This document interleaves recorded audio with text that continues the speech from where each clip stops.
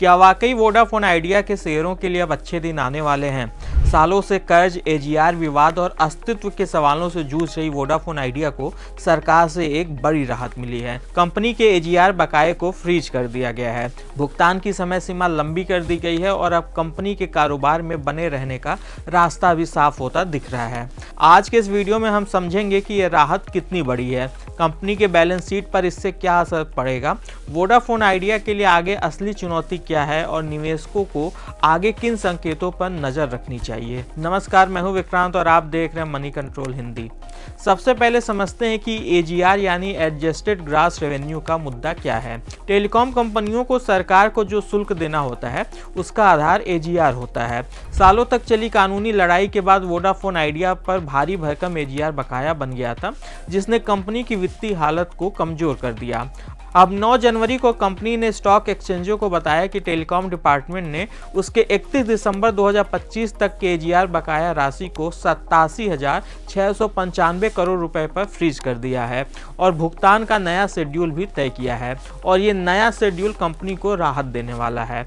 Ambit capital research के analyst Vivekananda S का कहना है कि इस फैसले से वोडाफोन आइडिया के लिए लोन के जरिए पैसे जुटाने की संभावना काफ़ी बढ़ गई है।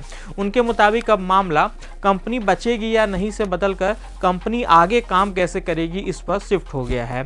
अब निवेशकों को ध्यान इस बात पर जाएगा कि कंपनी अपनी योजनाओं को आगे कितनी अच्छी तरह से लागू कर पाती है।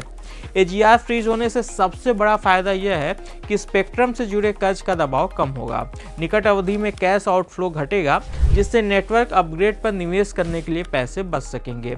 सूत्रों के मुताबिक कंपनी बैंकों से करीब 30,000 करोड़ के नए लोन लेने की कोशिश कर रही है। इसके अलावा दिसंबर में मैनेजमेंट ने मौजूदा लेंडर से 5,000 करोड़ के तत्काल कर्ज पर भी चर्चा की, ताकि रोजमर्रा के खर्च और ऑपरेशन संभाले जा सके। अगर यह फंडिंग मिलती है तो यह कंपनी के लिए एक और बड़ी राहत होगी। अब बात करते हैं भुगतान की नई टाइमलाइन की। कंपनी पर वित्त वर्ष 2007 से वित्त वर्ष 2019 तक का 87,695 करोड़ रुपए एजीआर बकाया है। इसमें मूलधन, ब्याज, पेनाल्टी और पेनाल्टी पर ब्याज सब कुछ शामिल है। अब इस बकाया राशि को इसी पर फ्रीज कर दिया गया है। कंपनी ने बताया कि इस पूरी राशि को आगे 3 चरणों में चुकाया जाएगा। पहले चरण में कंपनी को मार्च 2026 से मार्च 2031 के बीच अगले 6 सालों तक हर साल अधिकतम 124 करोड़ का भुगतान करना होगा। दूसरे चरण में मार्च 2032 से मार्च 2035 तक 4 सालों के लिए हर साल 100 करोड़ रुपए चुकाने होंगे। इसके बाद बचे बाकी एजीआर बकाया राशि को मार्च 2036 से मार्च 2041 के बीच 6 समान सालाना किस्तों में चुकाया जाएगा। इसके साथ ही टेलीकॉम डिपार्टमेंट एक कमेटी भी बनाएगी जो एजीआर बकाये को दोबारा समीक्षा करेगी। इस कमेटी का फैसला अंतिम होगा और दोबारा मूल्यांकन के बाद तय राशि को भी मार्च 2036 से मार्च 2041 के बीच समान किस्तों में ही चुकाना होगा। अब सवाल आता है कि सरकार ने कंपनी को यह राहत क्यों दी। सरकारी सूत्रों का कहना है कि यह कदम कई उद्देश्यों को साधता है। केंद्र सरकार की वोडाफोन आइडिया में 49% हिस्सेदारी है, इसलिए कंपनी की स्थिरता सीधे सरकारी हित से भी जुड़ी है। इसके अलावा टेलीकॉम सेक्टर में कंपटीशन बनाए रखने और करीब 20 करोड़ ग्राहकों के हितों की रक्षा करना भी सरकार की प्राथमिकता है। सुप्रीम कोर्ट ने भी 2025 के अंत में कहा था कि बड़े जनहित को देखते हुए सरकार एजीआर पर दोबारा विचार कर सकती है।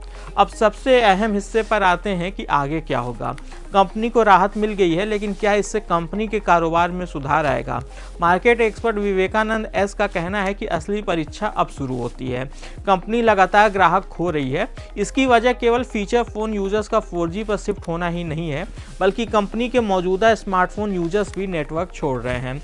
मुंबई और दिल्ली जैसे बड़े बाजारों में कई यूजर्स ने वोडाफोन आइडिया के नेटवर्क पर अपना इस्तेमाल कम कर दिया है या फिर सेकेंडरी सिम कार्ड अपनाना शुरू कर दिया है।